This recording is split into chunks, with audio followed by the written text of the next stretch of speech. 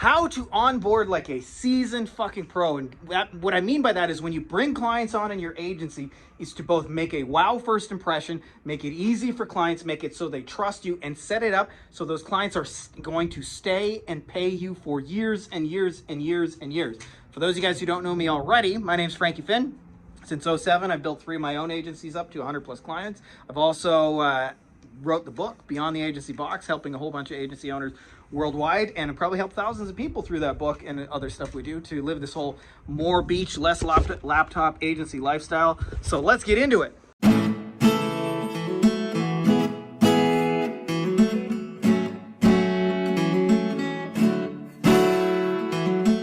This is a quality rant, by the way, because onboarding is one of those fucking leverage points. If you get it right, everything that happens after that will be easier, meaning clients will stay you, they will pay you, they will trust you, they will leave you alone, they'll be just cool to deal with.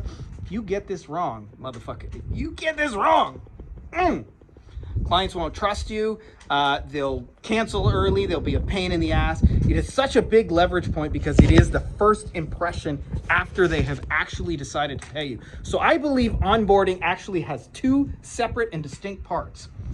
Thing number 1 is what I call welcome aboard, and it is less about trying to get emails and passwords, and I'd say like 90% of agency owners just skip this step, which is making the client feel like they made a good decision. For those of you guys who don't know this, by the way, the most predictable response in the world after somebody spends a bunch of money with you is what is known as buyer's remorse, meaning they fear that I just did something stupid and I'm gonna look stupid and I'm gonna have to tell all my friends and family. If you could put a voice to it, it's like, I just got scammed. Let's check out the motorcycle guy whipping down the neighborhood there.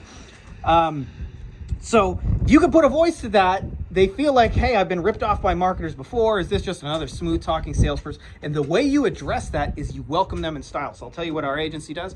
We use a service called Handwritten. We send a handwritten note in the mail, costs about $3, and for about $50, $60, we send edible arrangements. I use edible arrangements because they're fast. I don't send the fruit basket things they're known for. I send like chocolates and cookies and brownies and shit like that. And 3 hours later, right after they sign up, there's a guy who welcomes at the door and says, honored to have you.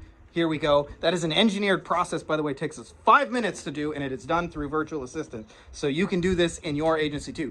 Second thing is, after you have made the grand welcome, which I think is equally important, is at some point you're going to need things like information from a client. Sometimes it's passwords, sometimes it's pictures, sometimes it's information to put on a website. The more you can streamline this process to look like a professional who has your shit in order, the happier clients will be, and the more you'll do this like a fucking Jedi boss, like some Hank Scorpio shit.